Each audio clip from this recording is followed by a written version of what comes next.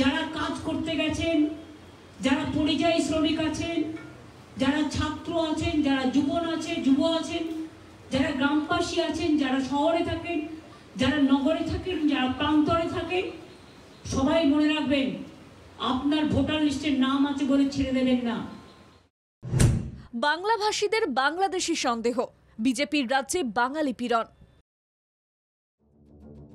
মহারাষ্ট্র, রাজস্থানের পর উড়িষ্যাতেও বাঙালি শ্রমিকদের হয়রানির গুরুতর অভিযোগ ঘিরে তোলপাড় রাজনৈতিক মহলে। মুখ্যমন্ত্রী মমতা বন্দ্যোপাধ্যায় এই বাঙালি বিদ্বেষের বিরুদ্ধে গর্জে ওঠেন। কেন বেছে বেছে বাংলা ভাষাভাষী মানুষকে বাংলাদেশি তকমা দেওয়া হচ্ছে তা নিয়ে সরব হন তিনি। রবীন্দ্রনাথ, বিবেকানন্দ, নেতাজির বাংলাকে অপমান অপদস্থ করার নজির বেড়েই চলেছে। বঙ্গের শ্রমিকদের কলিঙ্গে হয়রানির ট্র্যাডিশন সামনে আসায় প্রশ্নের মুখে গেরুয়া শিবির। ইটাহারের মান্নাই অঞ্চলের ৩০০ জন পরিযায়ী শ্রমিক রাজস্থানে কাজ করতে গিয়ে হয়রানির মুখে পড়েন। মুখ্যমন্ত্রীর হস্তক্ষেপে সেই বাঙালি শ্রমিকরা মুক্তি পেয়েছেন, পরিবারে ফিরেছে স্বস্তি। এবার মালদার হরিশ্চন্দ্রপুরের তালগাছির ১৯ জন পরিযায়ী শ্রমিককে আটক করার গুরুতর অভিযোগ উঠেছে। বাংলায় কথা বলায় বাংলাদেশি সন্দেহ, বিজেপি শাসিত উড়িষ্যায় ফের হেনস্থা। কটক জেলার মাহাঙ্গা থানার পুলিশ বাড়ি থেকে তুলে নিয়ে যায় ১৯ জন বাঙালিকে। শ্রমিকরা পরিচয়পত্র ও বৈধ নথিপত্র দেখালেও আটকে রাখার গুরুতর অভিযোগ। বাংলা বিরোধী শক্তি কি বাংলা ভাষা ভুলিয়ে দিতে চাইছে?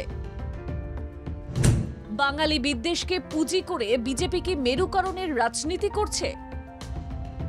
প্রশ্নটা বড় করে উঠছে। বৈধ নাগরিকত্বের প্রমাণ থাকা সত্ত্বেও কেন বাংলা থেকে যাওয়া শ্রমিকদের হয়রানির মুখে পড়তে হবে? ধরে অনেকে ফেরি গ্রামে গ্রামে মোটরসাইকেল নিয়ে হকারি করে, তাদেরকেই টার্গেট করে পুলিশ প্রশাসন এবং ওখানকার যে সরকার তারা হেনস্থা করছে। এর আগে যে হেনস্থাগুলো হয়েছিল সেগুলো সেখানকার পাবলিক করছিল, কিন্তু প্রশাসন সহযোগিতা করছিল। আর গতকালকে যেটা হয়েছে প্রশাসন হেনস্থা করছে। আপনারা দেখবেন যেখানে বিজেপি গভর্নমেন্ট আছে, রাজস্থান, গুজরাট, মহারাষ্ট্র, ইউপি কিংবা উড়িষ্যা, বিজেপি গভর্নমেন্টের এগুলো হচ্ছে। প্রায় ২০০ থেকে ২৫০ লোক আমাদের এখানে থাকে, তার মধ্যে ২২ জনকে আটক করেছে। আমাদের এখানকার হরিশ্চন্দ্রপুর ২ নম্বর ব্লকে ১৯ জন আছে। আমরা বিডিও সাহেবকে, আইসি সাহেবকে দিয়েছি সেই সার্টিফিকেট। বিডিও সাহেব এবং আইসি সাহেব তারা রাত্রেই আবার ডিএম এবং এসপি সাহেবকে দিয়েছেন, ওনারা আবার রাজ্যের সাথে যোগাযোগ করছেন।